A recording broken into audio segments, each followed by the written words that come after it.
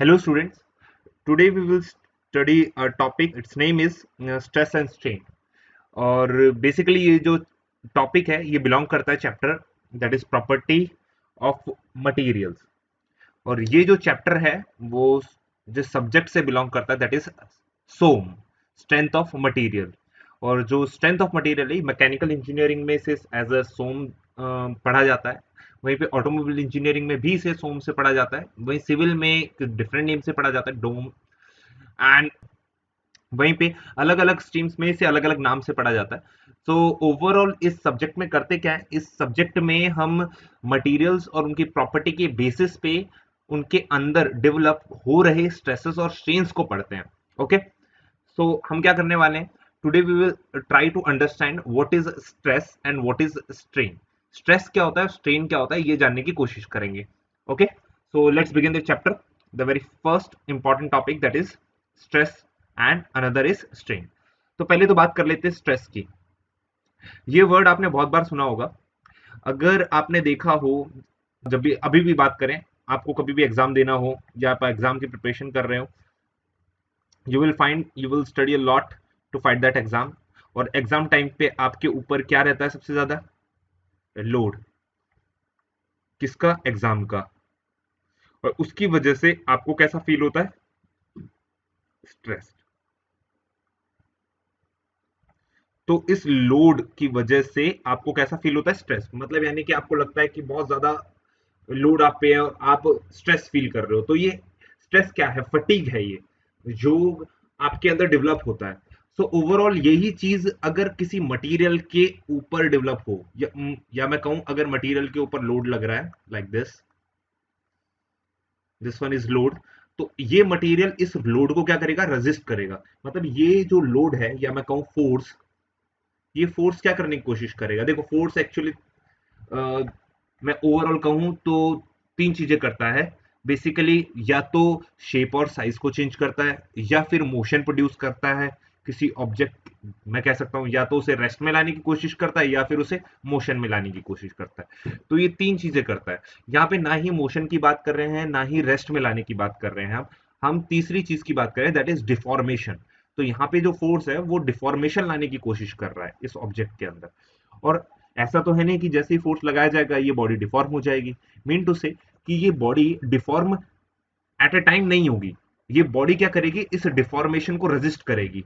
और रेजिस्ट करने के लिए इसके अंदर से कुछ ना कुछ फोर्स लगना चाहिए टू बैलेंस दैट फोर्स।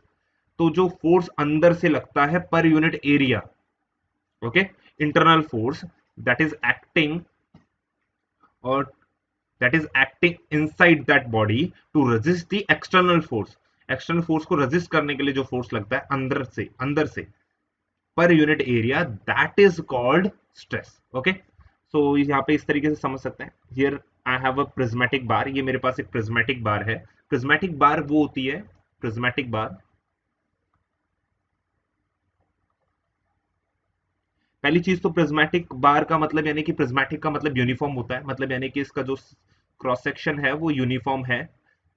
अगर मैं यहाँ पे देखूं और इसके एंड टर्म पे देखूं तो आई will find same cross sectional area. Okay, इस यहाँ पे और यहाँ पे एक सेम क्रॉस सेक्शनल एरिया होगा। किसी सेक्शन से भी काट लूं, मुझे अगर सेम क्रॉस सेक्शनल एरिया दिख रहा है, यूनिफॉर्म क्रॉस सेक्शन एरिया है, तो आई कैन से कि जो बार है वो प्रिज्मेटिक है ओवरऑल। ठीक है, तो इस प्रिज्मेटिक बार पे अगर लोड लग रहा है, see here is a load and here is a load.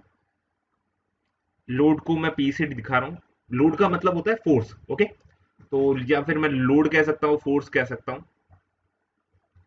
तो right now I am applying a tensile load over it. तो टेंशन जो है वो अप्लाई हो रही है, यहाँ पे टेंसाइल लोड अप्लाई हो रहा है, जिसकी वजह से इस, यानी मैं इसे इस तरफ भी खींच रहा हूँ और इस एंड को इस तरफ खींच रहा हूँ, तो इसके अंदर क्या डेवलप होगा? टेंशन डेवलप होगा। द टेंशन जो इसके अंदर डेवलप होगा, जिसकी वजह से ये स्ट्रेच होने की कोशिश करेगी, मतलब इसके अंदर डिफॉर्मेशन आएंगे। और इस डिफॉर्मेशन को रेजिस्ट करने के लिए ये बॉडी क्या करेगी? ये बॉडी इस डिफॉर्मेशन को रेजिस्ट करेगी। और डिफॉर्मेशन को रेजिस्ट करने के लिए क्या करना पड़ेगा? Let's see. उसके लिए हम क्या करते हैं, हम यहाँ पे एक क्रॉस सेक्शन ले लेते हैं दैट इज एम एन। और इस क्रॉस सेक्शन को जब हम एग्जामिन करते हैं वी विल फाइंड, जब हम इसे एग्जामिन करते हैं तो हमें क्या देखने को मिलता है? दैट इज कि यहाँ पे इस क्रॉस सेक्शन पे इंटरनल रेजिस्टेंस और इंटरनल रेजिस्टिव फोर्स फील होते हैं। मतलब यहाँ पे लोड लग रहा है पी। हाँ, बट यहाँ पे एक चीज हमें याद रखनी है कि ये जो लोड है इस पी की वजह से इसमें मोशन नहीं आएगा overall.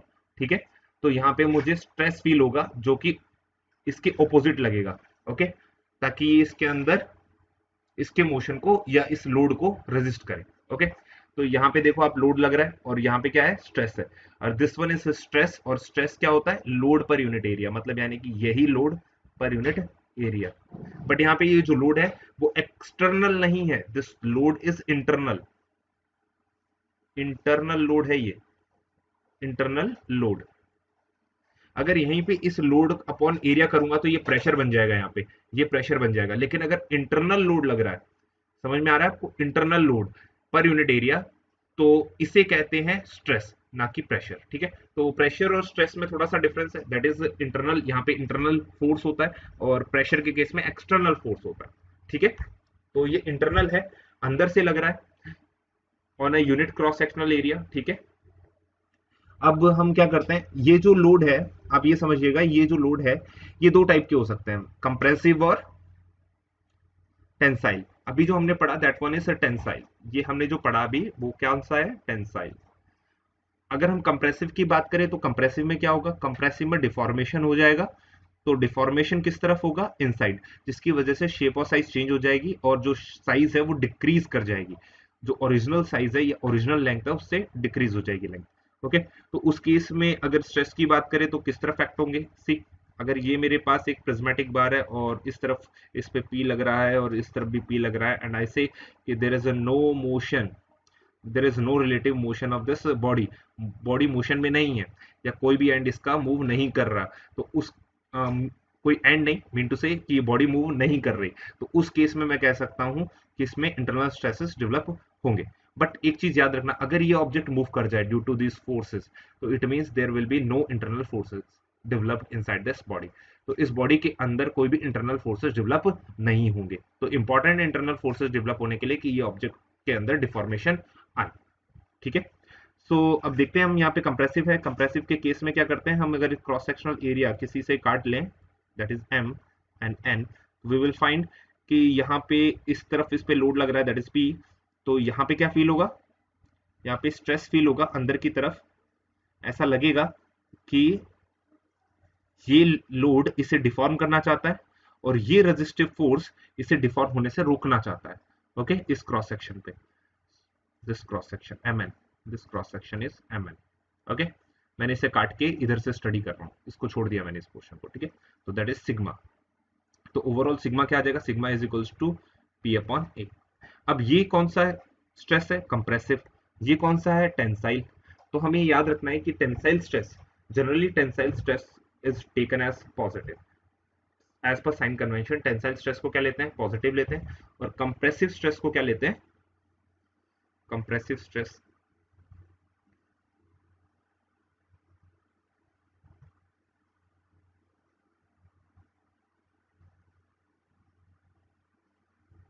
Taken as negative. Compressive stress को जनरली क्या लेते हैं, नेगेटिव लेते हैं। सो बेसिकली हमें स्ट्रेस के बारे में पता चल गया, स्ट्रेस क्या होता है वो पता चल गया। अब हम discuss next topic that is types of stress. Stress के अगर टाइप्स की बात करें, there are actually two types, one is nominal stress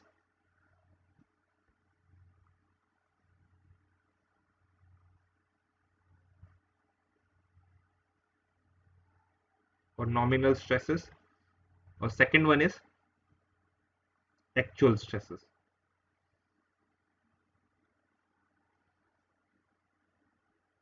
nominal stresses को कई बार इंजीनियरिंग स्ट्रेसेस भी बोलते हैं।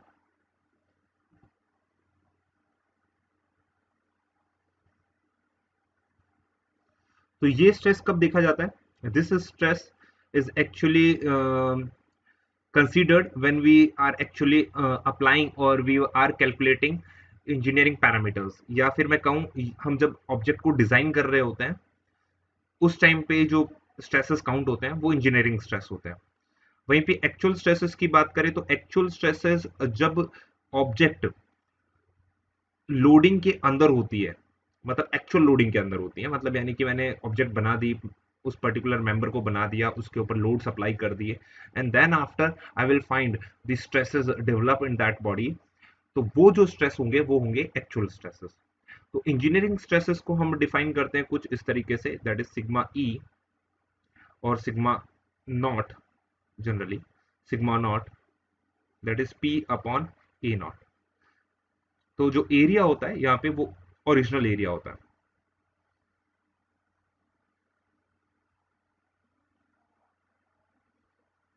Area without loading. तो यहाँ पे विदाउट लोडिंग हमें जो फील होता है कि विदाउट लोडिंग अप्रोक्सीमेटली ये स्ट्रेसेस डेवलप होंगे। बट एक्चुअल स्ट्रेसेस की बात करें तो एक्चुअल स्ट्रेस होता है sigma A which is P upon A actual. Okay, तो ए एक्चुअल क्या होता है, या ए कहूं तो that is A actual is equals to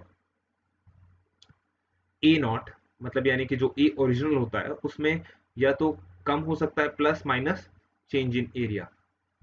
ठीक है, अब ये जो प्लस माइनस है, प्लस की बात करें तो प्लस होता है जनरली हमारे कंप्रेशन के लिए,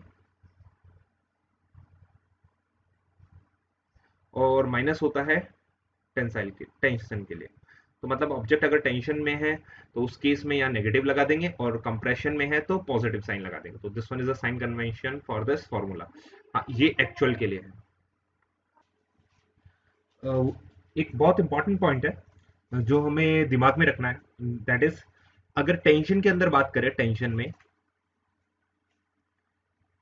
अगर मेरा मेंबर टेंशन में है तो हमें ये याद रखना है कि जो एक्चुअल स्ट्रेस होता है दैट इज सिग्मा ए।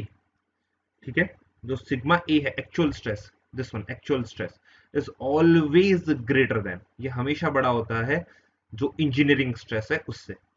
वहीं पे कंप्रेशन की बात करें तो वहां पे ये उल्टा हो जाता है, sigma not, sorry sigma not, this one is sigma not. तो वहां पे ये उल्टा हो जाता है, sigma not that is sigma original या सिग्मा इंजीनियरिंग स्ट्रेस।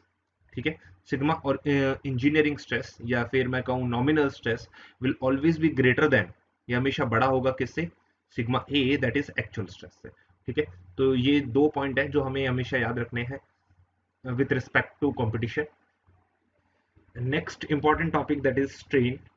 स्ट्रेन की बात करें तो स्ट्रेन क्या होता है, if I have a member, see here I have a prismatic member, prismatic बार,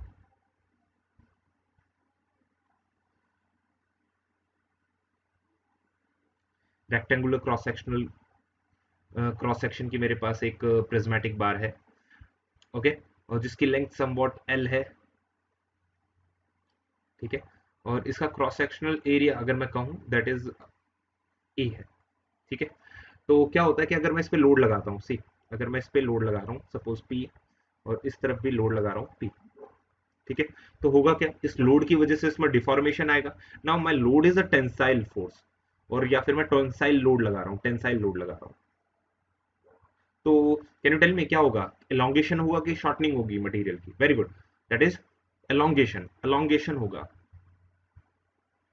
तो एलोंगेशन होने की वजह से इसकी जो साइज है वो बढ़ जाएगी, और बढ़ के थोड़ी सी ज्यादा हो जाएगी। तो आई कैन से कि समवॉट इतनी बढ़ गई। क्या कह सकता हूं मैं, इसकी साइज में इतना इंक्रीमेंट हुआ है, दैट इंक्रीमेंट जो यहां से लेके यहां तक इंक्रीमेंट हुआ है इसकी साइज में, दैट इज डेल्टा है। ओके, जो चेंज आया है साइज के अंदर दैट इज डेल्टा है। तो ये जो चेंज आया, जो चेंज आया, दैट इलोंगेशन और shortening due to this load per unit length, per unit length and this member is called strain. तो यही होता है strain, but the condition is that load need to be axially load, axial load होना चाहिए। Okay, this one is axial load, ये axial load है क्योंकि ये एक्सेस के अलॉन्ग राइट। ठीक है, so overall we can write it like this, strain is equals to change in length that is delta L. यहाँ पे डेल्टा लिया है बहुत छोटा है, तो मैं डेल्टा ले लेता हूँ, delta L upon original length that is L. तो दिस इज माय स्ट्रेन। अब स्ट्रेन की बात करें तो strain, this is also a length and this one is also a length. तो लेंथ की यूनिट से कट जाएगी, तो overall this will be my dimensionless quantity. तो ये मेरी क्या बन जाएगी, डायमेंशनलेस क्वांटिटी बन जाएगी। ओके, इवन अगर आप से पूछा जाए this kind of quantity is what kind of quantity, actually this one is a tensor. ये टेंसर है, ये आपको याद रखना है। ये जनरली बहुत एग्जाम्स में पूछा जाता है कि जो क्वांटिटी है ये किस टाइप की फिजिकल क्वांटिटी है, तो that one is, this one is actually tensor quantity. और स्ट्रेस भी टेंसर होती है, स्ट्रेन भी टेंसर होती है। ओके, तो आपको ये दिमाग में रखना है, this one is a tensor. जैसे वेक्टर और स्केलर होता है वैसे ही टेंसर होता है। टेंसर 3 डायमेंशनल में देखा जाता है, ठीक है, 3D टर्म्स में देखा जाता है, that's why this one is called tensor. Okay, X Y और जेड तीन कंपोनेंट हो जाते हैं इसके। नाउ अगर मैं स्ट्रेन की बात करें तो ये हमारा स्ट्रेन है जो इलोंगेशन है। अब स्ट्रेन अगर आप देखें तो यहाँ पे स्ट्रेन आपका दो टाइप का होता है। One is which is along this axis, जो एक्सिस के अलोंग आता है, या फिर मैं कहूँ लोड के अलोंग आता है, दैट इज जिस डायरेक्शन में लोड लग रहा है उसी लोड के अलोंग आ रहा है, तो उस स्ट्रेन को जनरली क्या बोलते हैं, लॉन्गिट्यूडनल स्ट्रेन।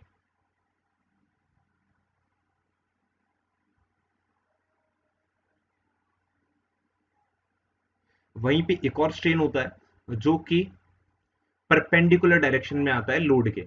मीन टू से, अगर ये लोड इस तरफ लग रहा है तो स्ट्रेन किस तरफ आएगा, डाउनवर्ड डायरेक्शन में। ठीक है, मतलब यानी कि ये जो बार है वो पिचक जाएगी ओवरऑल, इसके डायमेंशन बदल जाएंगे। तो डायमेंशन बदल के कुछ ऐसे हो जाएंगे।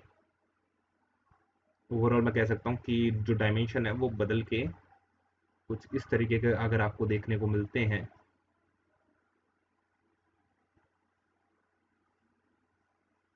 मतलब थोड़ी चिपटी हो जाएगी। हाँ, डेफिनेटली लेंथ में चेंज आएगा, बट साथ में विड्थ में भी चेंज आ जाएगा। तो अगर ऐसा आपको चेंजेस देखने को मिलता है, तो ये जो स्ट्रेन है, this strain is called your lateral strain. इसको बोलते हैं lateral strain, strain which is actually perpendicular to direction of load, and here this one is in direction of load, load की direction में होता है, और ये perpendicular to load direction। okay, so here we discussed up to now strain।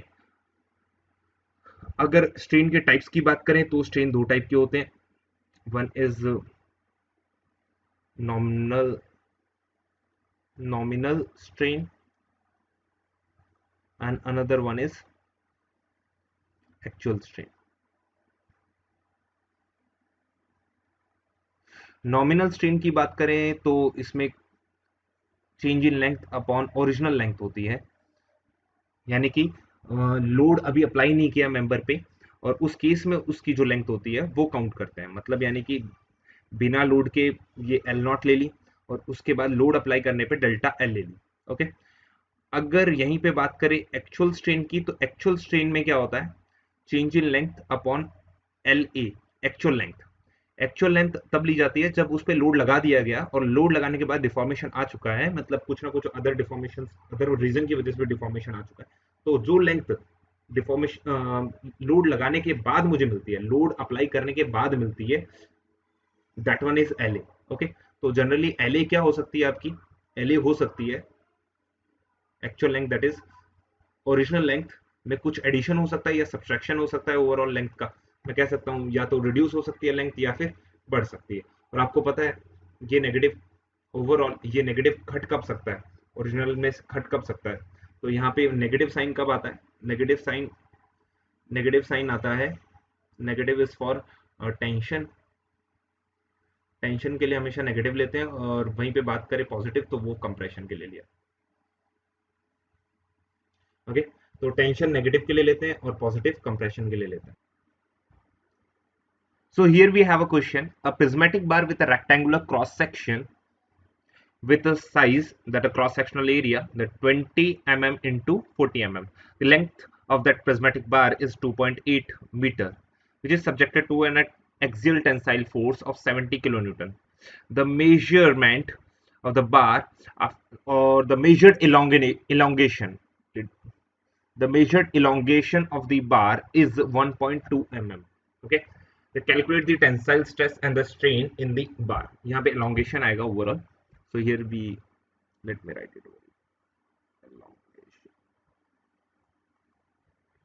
elongation, ठीक है। So question क्या कहता है कि मेरे पास एक बार है जिसकी साइज ये गिवन है, एक क्रॉस सेक्शनल एरिया गिवन है, उसकी लेंथ गिवन है, एंड उस पर जो एक्सियल टेंसाइल लोड लग रहा है वो 70 किलो न्यूटन लग रहा है। वी कैन सी दिस कि यहाँ पे मेरे पास क्या है, एक बार है और उसका जो क्रॉस सेक्शनल एरिया है वो यहाँ पे शो किया हुआ है, क्रॉस सेक्शन शो किया हुआ है और उसकी साइज भी मेंशन की हुई है। ना our task is to find the tensile stress, हमें क्या निकालना है, टेंसाइल स्ट्रेस निकालना है एज वेल एज स्ट्रेन निकालना है। Let's solve this question. तो सबसे पहले हम स्ट्रेस निकालते हैं। एज यू नो स्ट्रेस का फॉर्मूला क्या कहता है, स्ट्रेस का सीधा सा फॉर्मूला है बहुत सिंपल सा, that is load upon area, load upon area. तो P स्टैंड्स फॉर लोड, जो कि यहाँ पे अगर आप देख सकते हैं तो जो 70 किलो न्यूटन है दैट इज योर लोड, और एरिया जो है क्रॉस सेक्शनल एरिया है जिसके परपेंडिकुलर ये लोड लग रहा है। तो यहाँ पे अगर मैं देखूं तो ये मेरा क्रॉस सेक्शनल एरिया हो गया एक्स एक्स, और क्रॉस सेक्शन हो गया, और उसके लिए एरिया ये हो जाएगा मेरा। So now let's find it out the stress. Stress को डिनोट करते हैं किससे, सिग्मा से। अब यहाँ पे स्ट्रेस निकालते हैं, दैट इज लोड, लोड कितना है 70 किलो न्यूटन, तो 70 into 1000 newton divided by area. As you know कि जो एरिया है वो हमें मिलीमीटर में रखना होता है, और यहाँ पे क्रॉस सेक्शनल एरिया हमें मिलीमीटर में निकालना है, that is 40 mm into 20 mm, तो ओवरऑल हो जाएगा mm square. So answer will be 700 upon 8 Newton पर mm square, which is approximately equivalent to 87.5 megapascal। क्योंकि अगर मैं इसे कन्वर्ट करता हूं in terms of pascals then it will be mega pascals, ठीक है, क्योंकि यहाँ पे न्यूटन पर मीटर स्क्वायर आ जाएगा, तो उस केस में ये वैल्यू थोड़ी बढ़ जाएगी, थोड़ी नहीं बहुत ज्यादा बढ़ जाएगी, मेगास के टर्म्स में बढ़ जाएगी। वहीं पे स्ट्रेन की बात करें next, that is strain. Strain का फॉर्मूला होता है that is change in length upon original length, और स्ट्रेन की बात करें तो स्ट्रेन को मेजर करते हैं किससे, और डिनोट करते हैं with E. Let's find it out the strain. Change in length कितनी हुई एज पर क्वेश्चन, जो चेंज या एलोंगेशन हमें देखने को मिला दैट इज ऑफ 1.2 mm, तो 1.2 mm एलोंगेशन था। और साइज की बात करें, लेंथ की बात करें तो दैट इज ऑफ 2.8 मीटर, तो we need to convert that 2.8 metre into millimetres, तो वो कितना हो जाएगा into 1000 mm। we will solve this, we will find the value of 4.28 into 10 raised power minus 4। okay, strain की कोई यूनिट नहीं होती, so it's a dimensionless quantity over here, so this one is the answer for this question।